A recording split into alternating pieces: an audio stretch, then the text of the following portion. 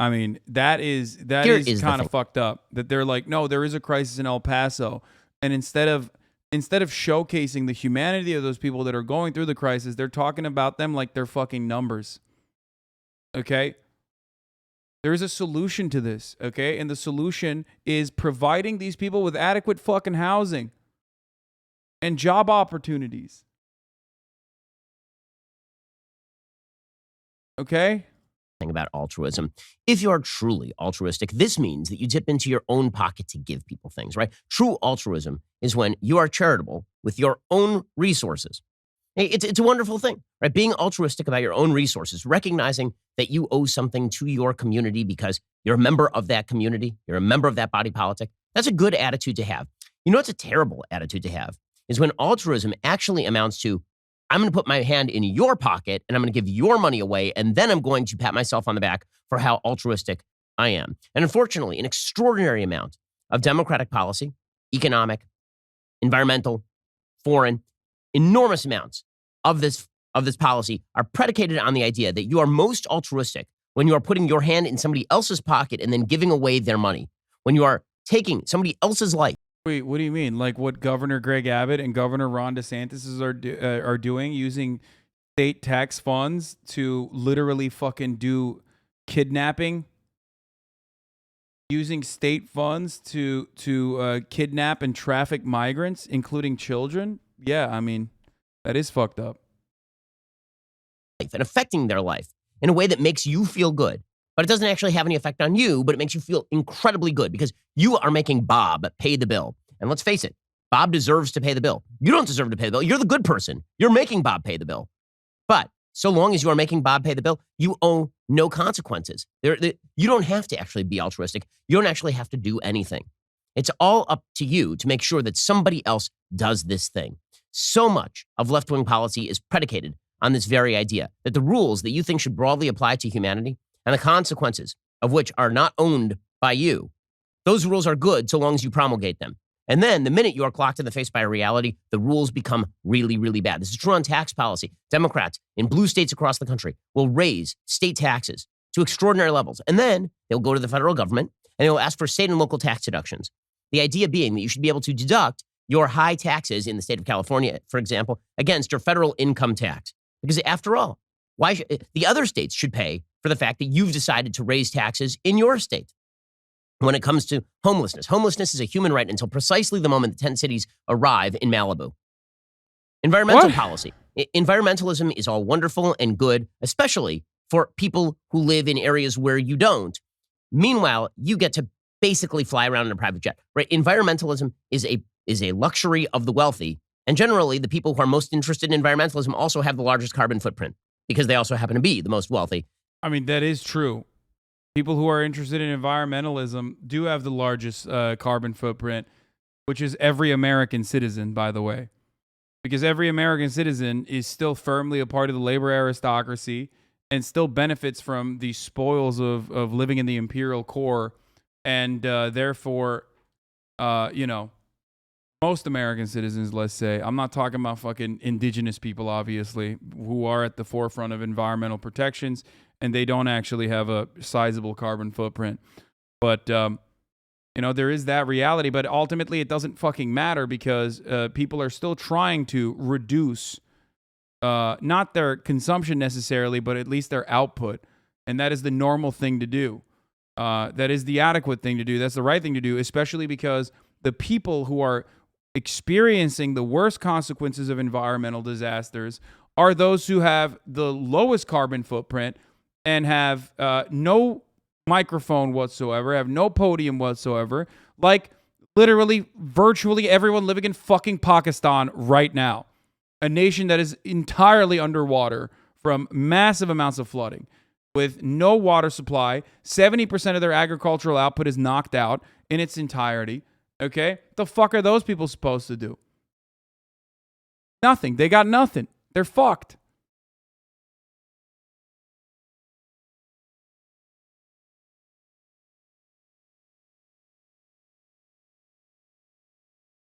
It's just...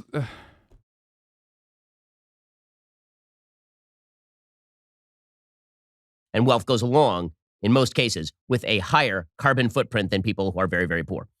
So this has now reared its head again with the issue of illegal immigration. The left, for my entire lifetime, has basically been soft on illegal immigration. They've suggested that illegal immigration, the free movement of people across America's southern border, and the ability of those people to then rely on the American welfare state, particularly on the state and local level, the ability of these folks to move across borders, to take jobs, to not pay their full share of taxes, to get free public education for their kids, to take advantage of the healthcare system, right? All of these things are a good. And to oppose this is to be cruel and nasty. Now, here's the thing. Most of the people who are pressing this sort of policy, particularly the elite levels of the Democratic Party, never actually have to deal with the consequences. They feel as though they are creating a new voter base. People are coming in and they're more dependent on government. They tend to be poorer than the average in the United States. They tend to be less educated on the average in the United States. And thus, they are more dependent on government largesse in the United States. And so the idea was bring this entire new group of people in, and these people are more likely to vote Democrat. That is how the demographics of California, for example, shifted from California being a red to purple state and now to a pure blue, deep blue, sea blue state. Okay, but here is the magic. In order to foment illegal immigration, the way he talks about migrants is so chilling as if they're not literally the same exact fucking species as Ben. No, of course Ben doesn't see that. That's the whole point. He is hitting the great replacement theory, which is, of course, unironically a Nazi take, which is, of course, coming from an Orthodox Jewish man who, of course, parents also immigrated into this country. But hey, fuck you, he got his. You know what I mean? America is a sequence of like migrants that are coming in, a couple generations in, going, nah, fuck everyone else. Okay?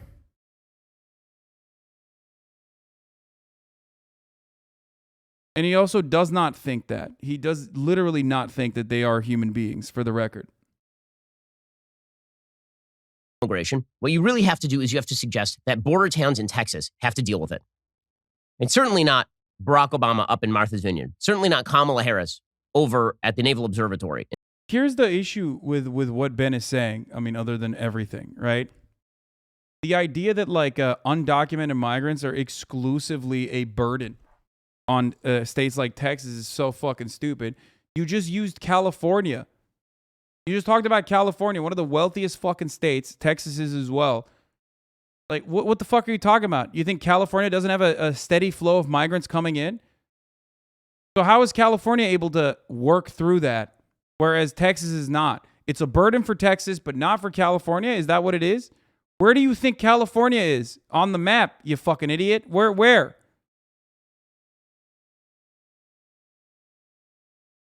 It just makes no sense. Like, his argument does not make any sense.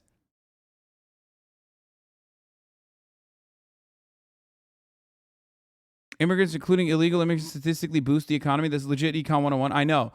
Libertarian, by the way, but no free travel libertarian, which is hilarious.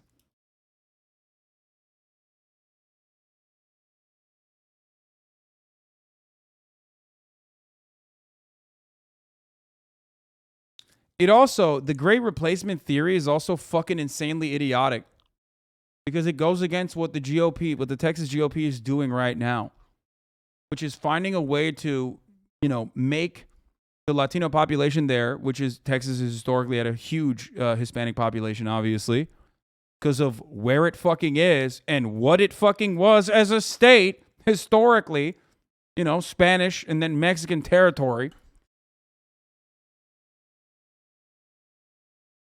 But again,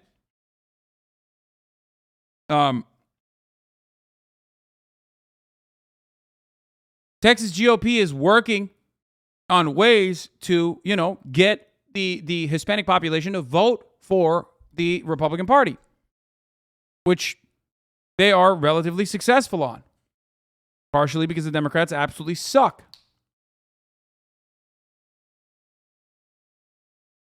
Even right-wing think tanks couldn't debunk that Econ 101 take on immigrants, economically net positive. Yeah, of course. That's why they try to fucking lie and say like, oh, they're doing crimes and shit. But again, that's why they always act like migrants are a monolithic force for evil. They're coming into the country to do crimes, or they're coming into the fucking country to steal your jobs or something, or they're coming into the country to like vote for the Democratic Party. I mean, here's one way that they would stop voting for the Democratic Party if the right wing was not cutting agitprop that demonized them. You know? That's one quick way.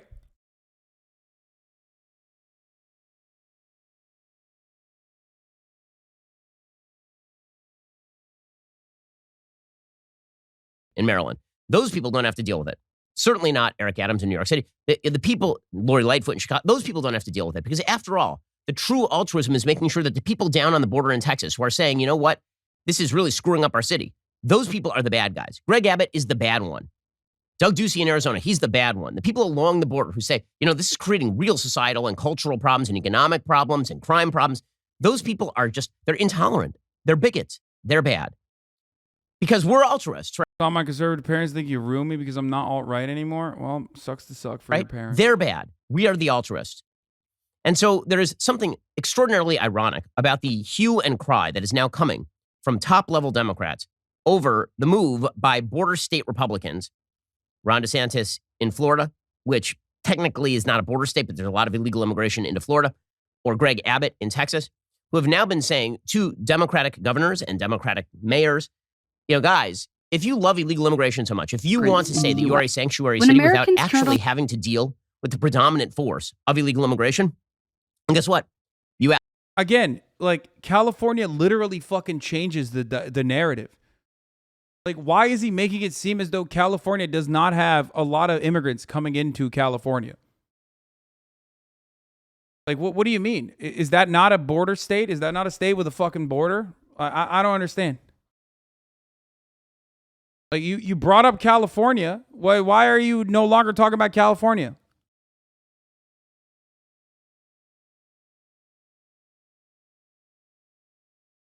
They're gonna be hitting that. They're gonna be hitting that fucking line so hard, dude. They realize that like the abortion issue is one that is getting them absolutely fucking cumstered in the polls. So they're trying to find a new one. They're trying to create a new issue. And because there is no like cohesive caravan that you can point to, you're just doing the whole like, look, they're doing open borders. It's like, motherfucker, you're the one who's doing caravans. The fuck do you mean? And this is an opportunity for the Democratic Party to say, dude, we have the capacity to take care of all these people, man. And these people we're not even taking care of them. We're just offering them like humane living conditions, and then they're taking care of us.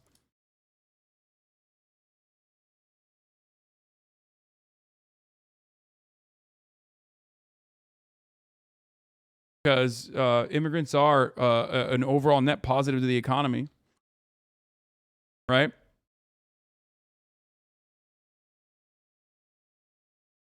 So we'll see. We'll see what the fuck happens there. It's just so disheartening to know that these people don't believe any of this agitprop, but continue to sheer greed of it. Literal demons on earth. Yeah. No, I think they do believe it. I think that they do believe it. They do believe it. You asked for it, you got it. And so Greg Abbott and Governor DeSantis, they've now been sending illegal immigrants to deep blue areas where they support sanctuary cities and open illegal immigration. They've been saying, now we'll see how much you like it. We'll see how altruistic you are when your hand is in your own pocket and not ours.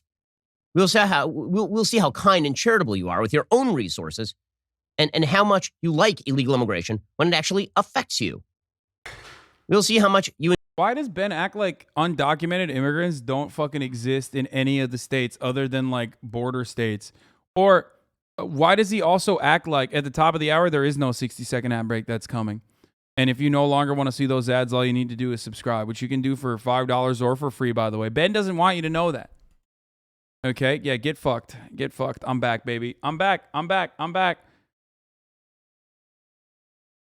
Or that you can avoid those ads if you get gifted a sub if you're lucky.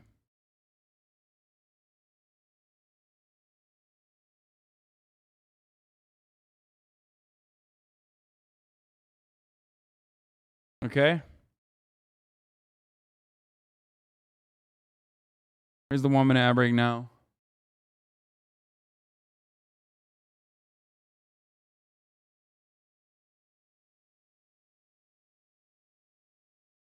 Jace2571, thank you for the 5 gifted subs, allowing 5 people to no longer see the ads. For ad breaks, your existence is a light one. Thank you.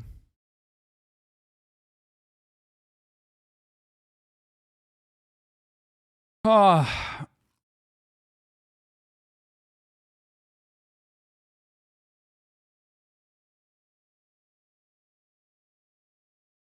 You enjoy defund the police when the criminals are sitting right inside your house. Right? We'll see how much you enjoy homelessness. When the criminals, yeah, automatically, every fucking undocumented migrant is a criminal. Dude, just say you're racist and move on, man. Holy fuck. This kind of propaganda is so stupid. It's like, yeah, dude, criminals. Remember yesterday when we saw the footage of the people coming off those buses, dude? Such criminals. That little kid, that fucking 7-year-old Venezuelan kid in the Marvel pajamas, dude. Typical criminal, dude. Typical criminal. Barai, thank you for the 3 get the subs. When again, there are people who are camped out in your front yard. We'll see how much you enjoy high tax rates when there is no state and local tax deduction. Making people own the consequences of their own political decision making is a net positive. This is also true, by the way, intergenerationally. Democratic economic policy is predicated on the idea that you can steal from future generations and then you can use the money here. And this is not just true in the United States. This is true all over the world. The decline of Western economics is largely based on the fact that we have abandoned the sort of Burkean notion that you owe a debt to future generations. Not the other way around, right? They owe a debt to you in the sense that they are supposed to inherit a stable and decent system, but they are not supposed to pay your bills. It is a fundamental fact of morality that a parent is supposed to provide for the child, and that typically speaking, only in old age are children supposed to provide for their parents. But the idea is that not that you burden your unborn grandchildren with debts they are never going to be able to pay. And yet we have broken that intergenerational barrier. We've destroyed that morality. And so now we have basically impoverished our children and grandchildren on the back of extraordinary levels of public and, yes, private debt here in the West. And that is why you're seeing low rates of economic growth across the West. And this has been true for at least a couple of decades. So making people own the consequences of their decisions in the here and now is a very good way of forcing better policy. So I'm very much in favor of Ron DeSantis, for example, sending a couple of charter planes of illegal immigrants to Martha's Vineyard. Now, what's hysterical about this? So there's video that emerged yesterday of this happening. Fox News had the video. Apparently, Governor DeSantis sent a couple of charter planes filled with illegal immigrants to Martha's Vineyard in Massachusetts, right? It is the playground of the rich and famous. Barack Obama should have plenty of place. I mean, he should have lots of room on his estate. He's got a 29.3 acre estate on Martha's Vineyard, which must have cost a fairly large fortune. According to the governor's communications director, Taryn Finsky, she said, yes, Florida can confirm the 2 planes with illegal immigrants that arrived in Martha's Vineyard today were part of the state's relocation program to transport illegal immigrants to sanctuary destinations. States like Massachusetts, New York, and California will better facilitate the care of these individuals who they have invited into our country by incentivizing illegal immigration through their designation as sanctuary states and support for the Biden administration's open border policies. As you may know, in this past legislative session, the Florida legislature appropriated $12 million to implement a program to facilitate the transport of illegal immigrants from this state consistent with federal law. The office of Massachusetts Governor Charlie Baker responded to the after-hours email saying the Baker-Polito administration is in touch with local officials regarding the arrival of migrants in Martha's Vineyard. At this time, short-term shelter services are being provided by local offices. The administration will continue to support these efforts. Here's a little bit of the video of the charter planes arriving in Martha's Vineyard. But DeSantis has sent migrants on a plane to Martha's Vineyard. Now, this is where the Obamas have a home, Oprah, Beyonce. Illegals arrive on Martha's Vineyard. Even James Taylor, who's going to be seeing fire, rain, and migrants. Not to mention Rosie O'Donnell. I mean, everybody basically that you know on the left has a home there. Do you think they're going to be embracing their new neighbors? You know, these are all sanctuary cities until they're in their sanctuary. Right. I doubt they'll embrace them. Don't know that I've ever been to Martha's Vineyard. I've been to places where we've seen these migrants come across. This is not good for America. I mean, turns out, wait, what? This is not good for America. Thank God Ron DeSantis did this thing that's not good for America. It turns out they are doing that, though. They are helping them out. They've already been relocated. They've been found like temporary housing immediately, regardless of the fact that this was like kind of fucking thrown on everyone, which is not the appropriate way to do this. These people are not illegal immigrants, by the way. They're asylum seekers. This is literally legal. The fact that they're Venezuelan makes this extra funny because, once again, Venezuelans have temporary protected status up until 2024. So because of America's because of America's attitude towards the Maduro regime that they hate and despise. They literally want to use Venezuelan migrants as a political pawn, which is precisely the reason why. And Mike Pompeo should know this, by the way. And he does know this, but it doesn't fucking matter because he's a goddamn demon. Okay? But it doesn't fucking matter. But again, the irony is that they are Venezuelan, which means that they are quite literally not only legal asylum seekers, but extra legal asylum seekers. Like, they're super legal.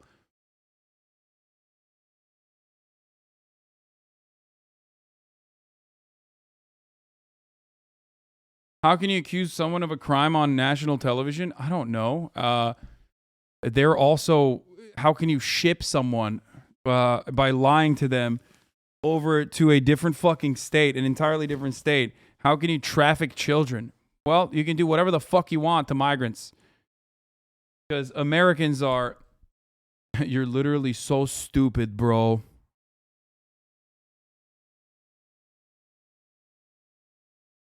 Yeah, I'm so fucking stupid, bro. I already talked about how sadistic this is. We watched this attorney talk about it. Yeah. Anyway, thanks, Ben. But yeah, you can definitely slander them, which people do all the fucking time because they're migrants. As in, they're not, they don't have any fucking protections whatsoever.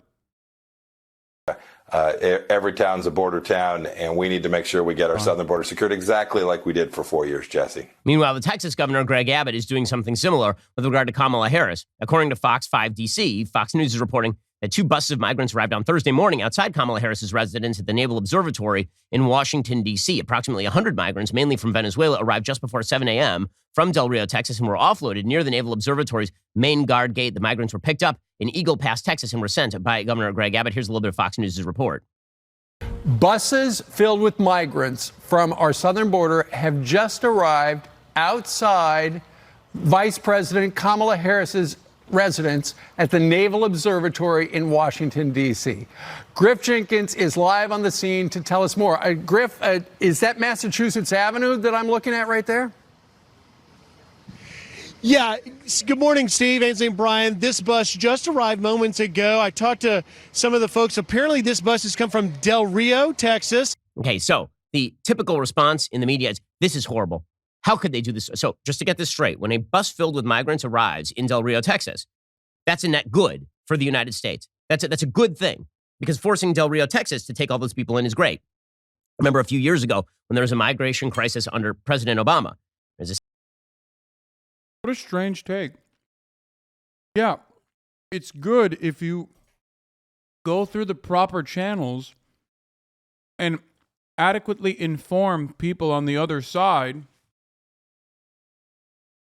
so that there is like immediate food and shelter available. Yeah. It's not good when you fucking send them to Kamala Harris's house and only inform Fox News so they can go over there and be like, no hablo español. Abuela, is the border open? Like, you know, do that fucking broken Peggy Hill ass shit that they did there. Abierto. Donde está la biblioteca? A city in California called Murrieta, and there are a bunch of residents there who are saying, don't take these buses here. Like, we live here. We don't have the resources to take care of these people. They're just going to be sitting around in the bus station. That's not. The only reason why this is fucking insane is because no one was informed.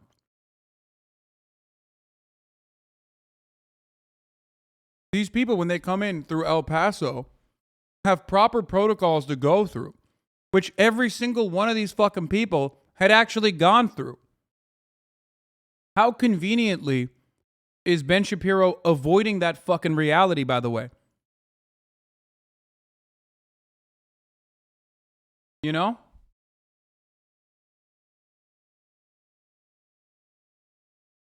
And we don't know who they are. We don't know their backgrounds. We don't know how to feed them.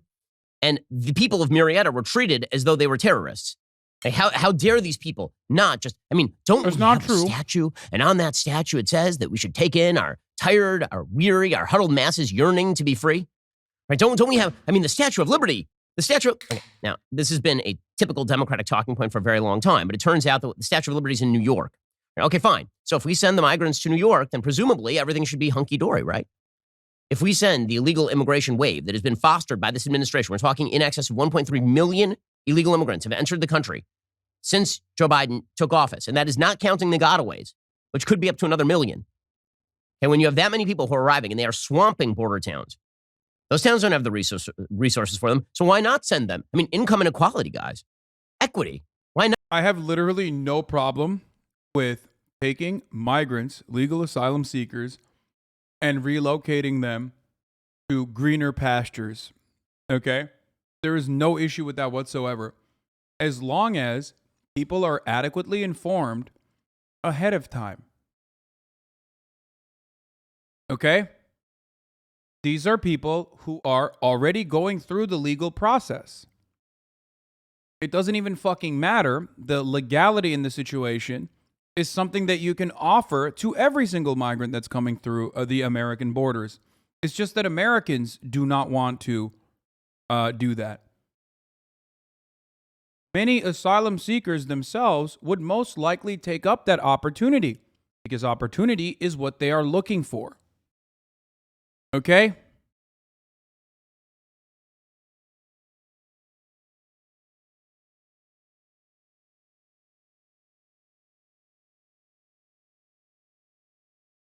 Part of the reason why they want to stay in places like Texas and Florida is because they have a better chance of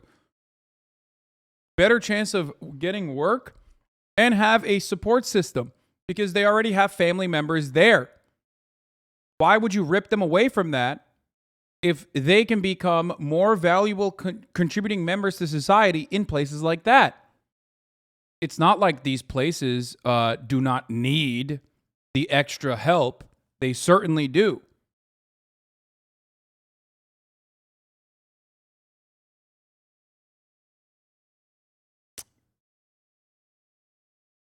Why not send them to the richest enclaves in America, places like Martha's Vineyard? Why not send them to Malibu? Why not have them camp out outside Barbara Streisand's house? After all, if you're in favor of these policies, you should own the policies, should you not? You should be the person who's willing to pay for those policies, should you not? You shouldn't be foisting them on the people who are unfortunate enough to live at the border that you have decided to leave wide open in complete defiance of basic governmental duty. The battle for the culture